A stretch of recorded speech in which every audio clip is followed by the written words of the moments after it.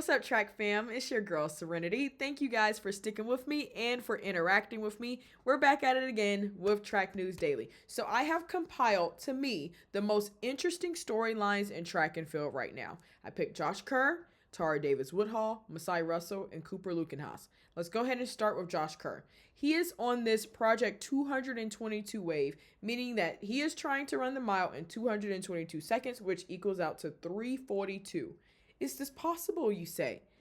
Technically, yes, it absolutely. It is very obtainable. He holds the national record for Great Britain in the mile of 3:45.34. The world record for the mile is 3:43.13. All right.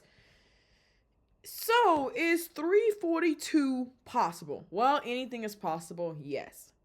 And he's been looking good this year. Like, he's been training with Brandon Miller, Brandon Miller, the 800 runner. And what I like about their training regimen is I like that they really document it, one, but he's going for a lot of overspeed stuff. And it's like, as a distance runner, he puts together a solid 800. Now, like, he doesn't have an issue with that, but just training with like a strictly 800 runner like Brandon Miller, he's really starting at like 600s, 400s and 400 repeats. And I think that that'll really help him build up his mile strength. He's going for that world record in the London Diamond League, which will be July 18th. Let me make sure. July 18th. And obviously, home track, being in London. So I think that uses that even more motivation. But what I like about the way he's doing it is different from what Faith Kipyegon did it. Faith was trying to do the sub-4 attempt, and I love the production of it. Don't get me, I am not a Faith hater. I have faith, okay? And I thought she was going to do it. But she was trying to do the sub-4 attempt by manufacturing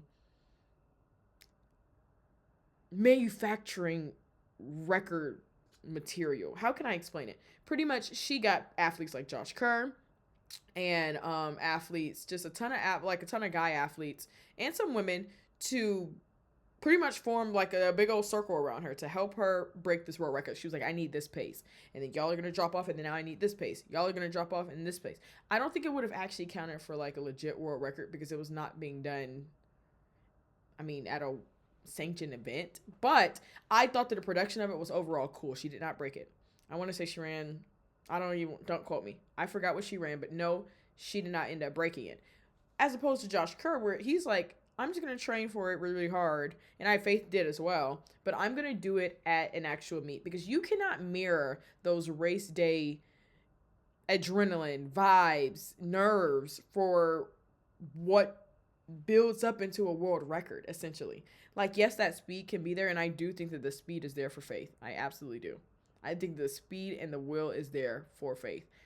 I think that on the day, it's just gonna happen. That's just the way it happens. But Josh Kerr, on the other hand, I like that he is trying to go for it in his home country, like in London, and he's been really like hammering down Project 222.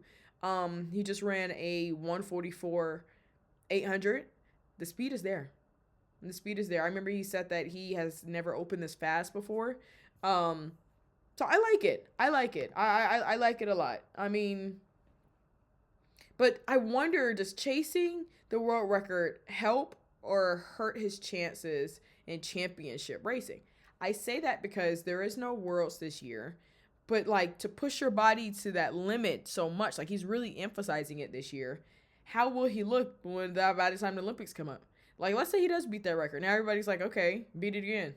And beat it again. That's a lot of stress mentally. But I do think that he'll be able to handle it for sure. Next up, Tara Davis Woodhall. She's the double Dutch Tara. Now, should Tara seriously pursue hurdles and long jump? She's a freaking competitor. I have talked about her results at LA Grand Prix from doing hurdles. She ran 12.4 and then she jumped afterwards. Mind you, this is a professional meet that's only a day. So like there really was not that much time in between, maybe like an hour. And then she jumped 7:25. When ate it, but then 7:20 when legal. It's there. Something is clicking for Tara so good this year. So good. But will she be the double Dutch Tara? I can't speak for her necessarily, but I don't think that it was necessarily in consideration for her based off of the way she was talking about the hurdles before LA Grand Prix. She's like, listen, I do these hurdles to make me jump further. That is what helps me. It just does. I had the speed, when I had that speed, when I had that takeoff, when I had that choppiness, all the things that in hurdles, it was helping her jump. So that was different. However, I do wonder now that she saw that she could put down a 12.4, she's like, hold on. I'm kind of good at this. I kind of eat. You know what I mean? So it just makes me wonder, will she reconsider, especially on this off year at Ultimate Championships? Why not? Wouldn't that be fun? And she does love to have fun. She's, like I said, she's a competitor. And could she realistically double? I think that she could. I need to take a look at the Ultimate Championship schedule, but I think that she could. And I think that she would be a beast at it. I just think that she really surprised herself. She knew that she was fast and she knows that she has the confidence in it. But I think she just really surprised herself. Like seeing that 12.4 and then also doing both really was like, okay, I got this. Like, I'm in shape, Sometimes you do need that like reminder in a way. It's like I still got it. I still got it. So I just think that that's really interesting. I do. And when you surprise yourself like that and you start to think of the new heights and the new possibilities and what more can come of this, you're like, I could be one of the first jumper hurdler duos, that actually walks away with a gold in both. You never know. Y'all. I mean, Jackie Joyner-Kersee did it. Why not Tara? All right, Masai Russell. We know that she's chasing a world record. The world record in hurdles is 12:12. She has run 12:14. We know that she's chasing it. But in light, I don't think that this is the only reason, okay? But there is such thing as multiple factors help something, okay? In light of Jacoby Tharp breaking the world record cleanly, swept that record, okay? It was 12:80. He didn't run 12:79. He ran 12:75. Okay? I think that he cleaned it. He did. Can Masai be the first woman under 12 seconds? Yes. Yes, I believe that she can be. I do. She's chasing history. I don't think that she's chasing 12:08, 12:06. Masai runs 11:9. She wants 11:6. Like, goodness, that would be fast, y'all. That would be fast. That would be so freaking fast. And this is why I consider her story one of the most interesting in track and field right now, because that record is just so low. There's not much you can go under, where it's like you're not touching 11. Okay, yeah, she could go 12:11. But the speed that she's coming with, I don't see 12:11. I can see 12 flat. But I'm really seeing 11 flat. The right day, the right competitors, the right nerves, the right warm-up, the right everything, the right meal. I can see it, guys. I don't know. I can see it. And when? When? You know what I mean? And what would the world record do for her profile in the sport? Especially if it's done this year. A world record was set in men's hurdles, and then a world record is set in women's hurdles. Ooh. Track and field. I like that. What's happening is a shake to it. Like, what's going on with hurdles over there? What are the hurdlers doing? You know what I mean? I like it. I do. Now, last but certainly not least, I have a soft spot for him. Cooper looking Haas. I hope I'm saying his last name right. He's still 17 years old, okay? And he runs 142. He's ridiculously fast. How crazy is it that he's running these times just at 17 years old? I mean, are we witnessing the next great American 800-meter star? Yes, abso-freaking-lutely.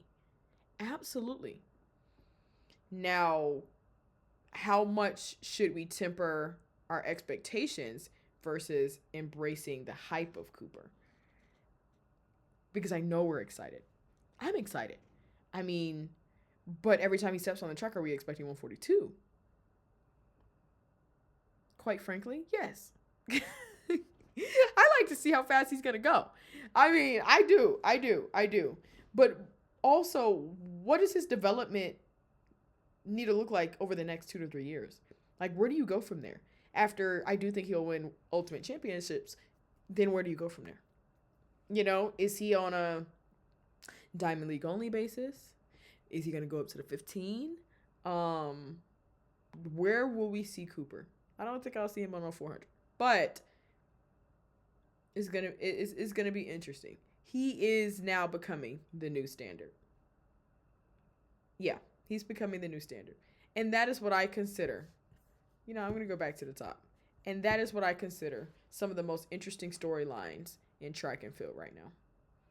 Yeah, I think that there are a lot more storylines for sure that we're gonna tap into, but for right now, those are the ones that keep me up at night. Yeah, those are the ones that get me going, get me trying to figure out what is about to happen, and just gets me excited for LA 28, because at this point, LA 28 is tomorrow. All right, y'all. That's it for Track News Daily. Ponder on some of the things I talked about, and let's talk about them a little bit. Let's discuss.